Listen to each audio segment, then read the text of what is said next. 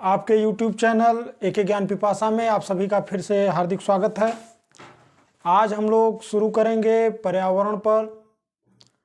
देखिए, जो पिछला पेपर आपके सामने खुला था उस पेपर में आपने देखा कि भारत के संविधान और संघीय व्यवस्था, राज्य कार्यपालिका आदि से संबंधित प्रश्न कम आए थे। इस बार पिछले पेपरों को देखते हुए संभावना है कि 8 से 9 प्रश्न आएंगे, इसलिए हम शुरुआत वहीं से करेंगे और इसमें हम पहला टॉपिक आपको पढ़ाएंगे राष्ट्रपति के बारे में। राष्ट्रपति के बारे में हम इसको एक एक पॉइंट करके देखते हुए चलें और इस वीडियो को आप अंत तक देखिएगा, मिस मत करिएगा। निश्चित रूप से आपका क्वेश्चन इससे इतर नहीं आएगा। आपसे पूछा जा सकता है कि भारत की कार्यपालिका शक्ति का प्रधान कौन होता है, तो आप निश्चित रूप से जानते रहिएगा कि भारत की संघीय कार्यपालिका का प्रधान राष्ट्रपति होता है। प्रधानमंत्री वास्तविक प्रधान है, जबकि राष्ट्रपति संघीय कार्यपालिका का कार्यकारी प्रधान है। संघीय कार्यपालिका का प्रधान राष्ट्रपति है, इसको आप जानते रहिएगा। आते हैं दूसरे बिंदु पर। आपसे पूछा जा सकता है कि राष्ट्रपति पद पर निर्वाचित होने के लिए उम्र सीमा क्या है। आप जानते रहिए कि राष्ट्रपति पद पर वही व्यक्ति निर्वाचित हो सकता है जो 35 वर्ष की आयु पूरी कर चुका हो। इसके अतिरिक्त वह भारत का नागरिक हो, वह लोकसभा का सदस्य निर्वाचित होने की योग्यता रखता हो, आदि निर्धारित योग्यताएं हैं, वह लाभ के पद पर न हो। आप जानते रहिएगा कि भारत में राष्ट्रपति, उपराष्ट्रपति, प्रधानमंत्री, संघ के मंत्री, राज्यों के मंत्री, राज्यों के राज्यपाल आदि पद लाभ के पद के दायरे में नहीं आते। राष्ट्रपति पद पर निर्वाचन के लिए 50 प्रस्तावक चाहिए, 50 अनुमोदक चाहिए। राष्ट्रपति पद पर पर्चा दाखिल करने के लिए 50 प्रस्तावक होने चाहिए, 50 अनुमोदक होने चाहिए। जमानत राशि 15,000 रुपये है। और आप यह जानते रहिए कि राष्ट्रपति राज्य विधानमंडल या संसद के किसी सदस्य का सदस्य नहीं होता है। अगर वह किसी सदन का सदस्य है तो जिस दिन से राष्ट्रपति चुन लिया जाता है उसी दिन से उसकी संबंधित सदन में सदस्यता रिक्त मानी जाती है। जैसे आप लोग जानते हैं कि अमेरिका का राष्ट्रपति अधिकतम कितनी बार निर्वाचित हो सकता है। अमेरिका का राष्ट्रपति अधिकतम 2 बार निर्वाचित हो सकता है, लेकिन भारतीय संविधान के अनुच्छेद 57 के अंतर्गत राष्ट्रपति के पुनर्निर्वाचन के लिए कोई प्रतिबंध नहीं है। राष्ट्रपति के पुनर्निर्वाचन के लिए कोई प्रतिबंध नहीं है, यानी राष्ट्रपति अनेक बार निर्वाचित हो सकता है। एक ही व्यक्ति अनेक बार निर्वाचित हो सकता है, इसको जानते रहिए। आप जानते हैं कि अब तक भारत में डॉक्टर राजेंद्र प्रसाद 2 बार राष्ट्रपति पद पर निर्वाचित हुए। एक बार उन्हें संविधान सभा ने और दूसरी बार निर्वाचक मंडल ने चुना। आइए हम आगे बढ़ते हैं। आगे आपसे यह पूछा जा सकता है कि राष्ट्रपति के चुनाव में कौन लोग भाग लेते हैं। यह देखिए बहुत महत्वपूर्ण है। लोकसभा, धन राज्यसभा, या आप इसको यूं कर लीजिए, संसद धन राज्यों की विधानसभा के समस्त निर्वाचित सदस्य। आप ध्यान दीजिएगा, यहां संसद के दोनों सदनों, लोकसभा, राज्यसभा का कोई मनोनीत सदस्य राष्ट्रपति के निर्वाचन में भाग नहीं लेता, न ही राज्य विधानसभा का कोई मनोनीत सदस्य भाग लेता है। इसके अलावा 2 केंद्र शासित प्रदेश दिल्ली और पांडिचेरी के विधानसभाओं के निर्वाचित सदस्य भी राष्ट्रपति के चुनाव में भाग लेते हैं। यानी राष्ट्रपति का चुनाव संसद के दोनों सदनों के निर्वाचित सदस्यों और राज्यों की विधानसभाओं के सदस्य निर्वाचित सदस्यों तथा दिल्ली और पांडिचेरी विधानसभा के निर्वाचित सदस्यों द्वारा होता है। आप जानते रहिएगा कि कोई भी मनोनीत सदस्य राष्ट्रपति के निर्वाचन में भाग नहीं लेता है। आप निर्वाचन प्रणाली की बात करें, राष्ट्रपति की निर्वाचन प्रणाली अप्रत्यक्ष है। अप्रत्यक्ष निर्वाचन प्रणाली। आपसे पूछा जा सकता है कि निम्नलिखित में से किसका चुनाव अप्रत्यक्ष निर्वाचन प्रणाली द्वारा होता है। आप यह जानते रहिए कि जिसमें हम स्वयं वोटिंग नहीं करते हैं, हमारी प्रतिनिधि वोटिंग करते हैं। यहाँ संसद के सदस्य, राज्यों की विधानसभाओं के सदस्य हमारे प्रतिनिधि के रूप में वोटिंग करते हैं, हम सीधे वोटिंग नहीं करते हैं। इसलिए यह चुनाव अप्रत्यक्ष निर्वाचन प्रणाली है। इसको आनुपातिक प्रतिनिधित्व की एकल संक्रमणीय मत प्रणाली से यहाँ मतदान होता है। इसका तात्पर्य यह है कि व्यक्ति का वोट जितने प्रत्याशी रहते हैं वह वरीयता क्रम में उतने प्रत्याशियों को वोट दे सकता है। आइए हम देखें कि मत मूल्य कैसे निकाले जाते हैं। विधानसभा सदस्य का मत मूल्य, आप इसको याद रखिएगा, यह इंपॉर्टेंट है। राज्य की कुल जनसंख्या, राज्य की कुल जनसंख्या, अगर आपको पढ़ने में दिक्कत आ रही हो तो आप थोड़ा सा जूम करके वीडियो को देखिएगा। राज्य की कुल जनसंख्या बटे निर्वाचित विधानसभा सदस्य की संख्या गुणे 1000। यही फार्मूला राज्य विधानसभा के एक सदस्य का मत मूल्य निर्धारित करता है। हम आपको एक बार फिर से रिमाइंड करा दें कि अगर राज्य विधानमंडल में 2 सदन हैं, यानी विधानसभा भी है, विधान परिषद भी है, तो विधान परिषद के सदस्य राष्ट्रपति के चुनाव में भाग नहीं लेते। केवल राज्यों की विधानसभाओं के और संसद के दोनों सदनों के निर्वाचित सदस्य ही राष्ट्रपति के चुनाव में भाग लेते हैं। आइए, राष्ट्रपति, यह आपको हमने बता दिया कि विधानसभा सदस्य का मत मूल्य निर्धारण, उसके बाद लोकसभा और राज्यसभा के सदस्यों के मत का मूल्य निर्धारण, विधानसभा सदस्यों के कुल मतों में उनकी संख्या से भाग देकर के उनके एक मत की वैल्यू निकाल ली जाती है। आइए, कितना वोट पाना जरूरी है? आधे से अधिक, आधे से एक अधिक। आप जानते रहिए कि यह राष्ट्रपति का निर्वाचन तभी माना जाएगा किसी व्यक्ति का जब वह आधे से एक अधिक वोट प्राप्त करे कम से कम। अगर वह आधे से कम वोट प्राप्त करता है तो द्वितीय चरण की मतगणना होगी।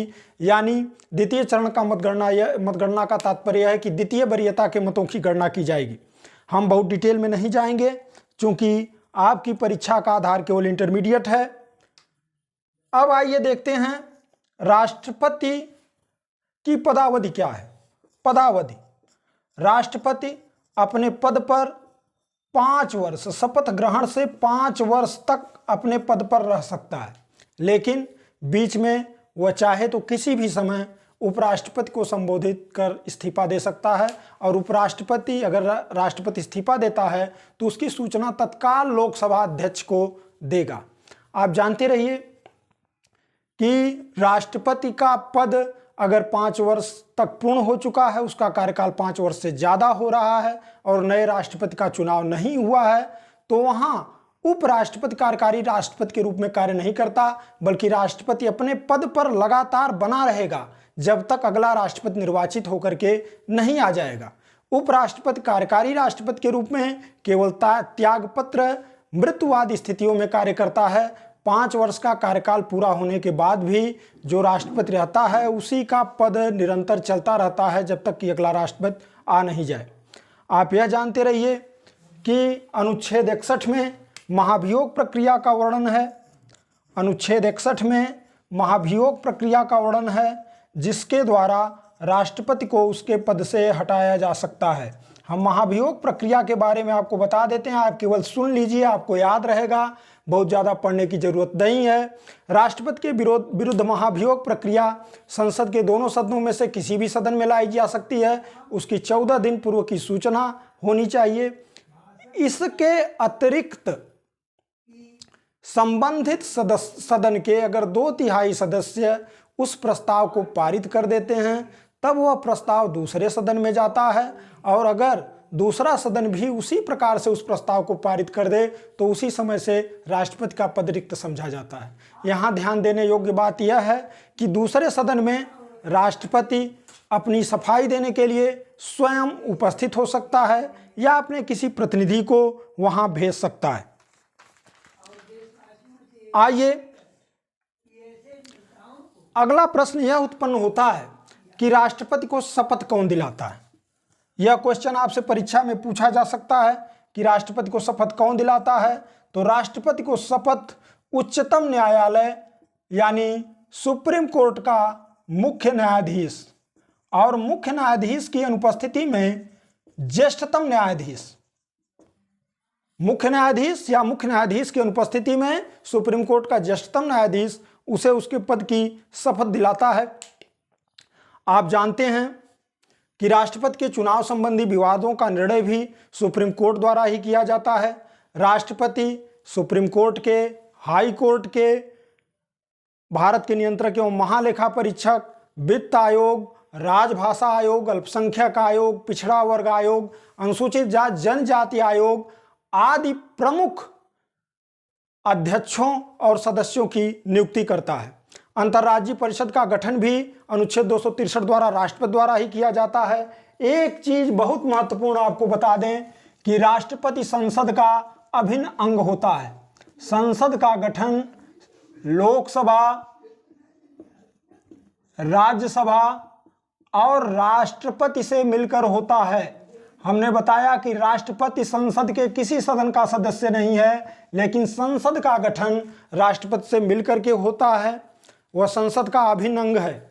राष्ट्रपति ही लोकसभा, राज्यसभा के अधिवेशन बुलाता है, उनका सत्रावसान करता है। लेकिन आप ध्यान दीजिएगा कि अधिवेशन बुला सकता है, सत्रावसान कर सकता है, लेकिन सत्र स्थगित नहीं कर सकता है। सत्र स्थगन का कार्य संबंधित सदन के सभापति या अध्यक्ष करते हैं। अनुच्छेद 85 के अंतर्गत राष्ट्रपति केंद्रीय मंत्रिपरिषद की अनुशंसा पर लोकसभा को भंग कर सकता है। वह संयुक्त बैठक को संबोधित भी करता है, दोनों सदनों की संयुक्त बैठक को संबोधित करता है। और इसको जानिए कि संयुक्त बैठक को संबोधित कब करता है। प्रत्येक आम निर्वाचन के बाद जब पहला सत्र आयोजित होता है तब राष्ट्रपति संयुक्त संसद को संबोधित करता है।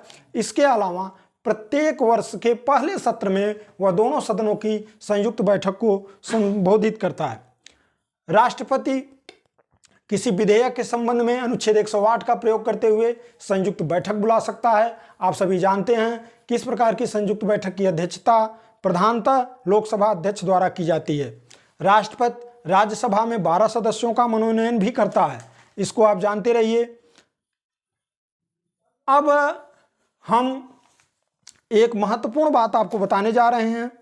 ध्यान दीजिएगा कि राष्ट्रपति संसद द्वारा पारित किसी विधेयक को अपने पास रोक सकता है, या इसको वीटो शक्ति है, या उसे वापस कर सकता है केंद्रीय मंत्रिपरिषद के पास पुनर्विचार के लिए। लेकिन राष्ट्रपति धन विधेयक और संविधान संशोधन विधेयक को केंद्रीय मंत्रिपरिषद के पास पुनर्विचार के लिए वापस नहीं कर सकता।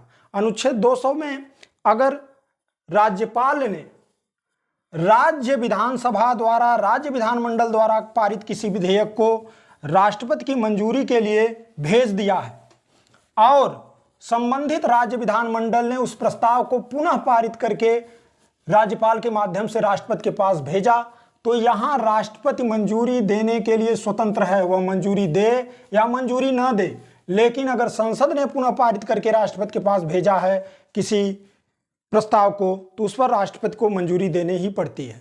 आप यह भी जानते हैं कि राष्ट्रपति अनुच्छेद 123 के अंतर्गत अध्यादेश जारी कर सकता है।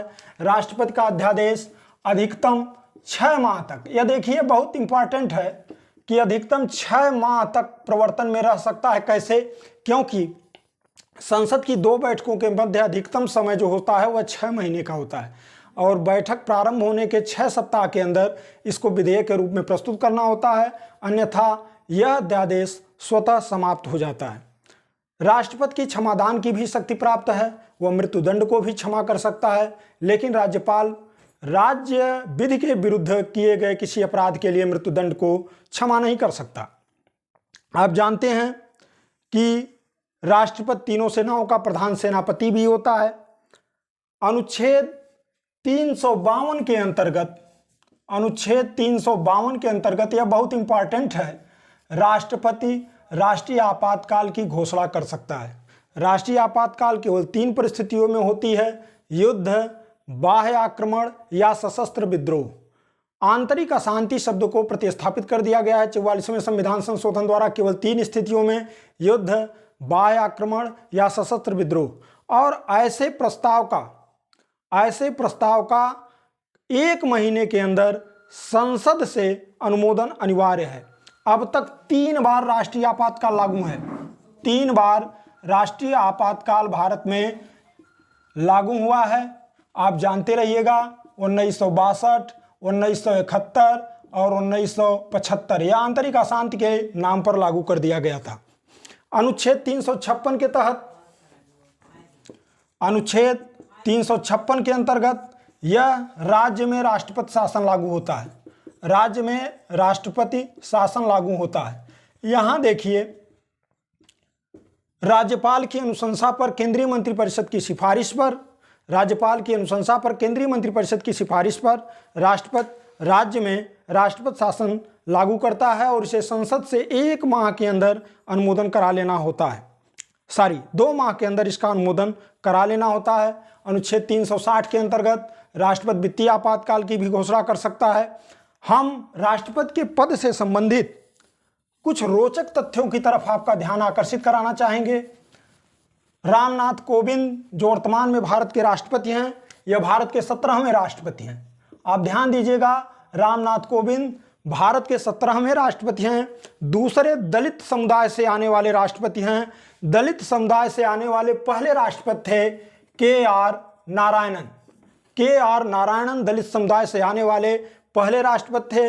क्या आप जानते हैं कि एकमात्र निर्विरोध निर्वाचित होने वाले राष्ट्रपति कौन हैं? आप जानते रहिए, नीलम संजीव रेड्डी एकमात्र निर्विरोध निर्वाचित होने वाले राष्ट्रपति हैं भारत के। और एक रोचक तथ्य इनके संबंध में यह भी है कि यह लोकसभा अध्यक्ष भी थे। दूसरी चीज हम आपको बताएं कि प्रथम कार्यवाहक राष्ट्रपति कौन थे?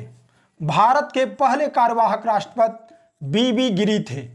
डॉक्टर जाकिर हुसैन की मृत्यु के बाद बीबी गिरी कार्यवाहक राष्ट्रपति बने थे। राष्ट्रपति पद पर रहते हुए अभी तक 2 लोगों की मृत्यु हुई है, डॉक्टर जाकिर हुसैन और फखरुद्दीन अली अहमद। 2 राष्ट्रपति पद पर रहते हुए मृत्यु को प्राप्त हो गए। आपको यह भी हम बता दें यहीं कि जेबी वीटो का प्रयोग करने वाले देश के पहले राष्ट्रपति थे ज्ञानी जैल सिंह। इन्होंने डाकघर संशोधन विधेयक पर जेबी वीटो का प्रयोग किया था। जेबी वीटो का प्रयोग किया था डाकघर संशोधन विधेयक पर ज्ञानी जैल सिंह ने। शंकर दयाल शर्मा देश के ऐसे राष्ट्रपति रहे जिन्होंने 4 प्रधानमंत्रियों के साथ काम किया। शंकर दयाल शर्मा 4 प्रधानमंत्री के साथ काम किए। आप इसको याद रखिएगा। भारत के पहली, आप मुस्लिम राष्ट्रपति अगर पूछ दिया जाए, हालांकि इस प्रकार के प्रश्न परीक्षाओं में पूछे नहीं जाते हैं, तो आप जानते हैं कि यह तीसरे राष्ट्रपति डॉक्टर जाकिर हुसैन थे। प्रथम महिला राष्ट्रपति आपसे पूछा जा सकता है और वह आप जानते हैं कि कौन थी? कमेंट बॉक्स में उत्तर दें। देश की पहली महिला राष्ट्रपति। अब इसमें बस इतना ही। हम मिलते हैं अगली वीडियो में।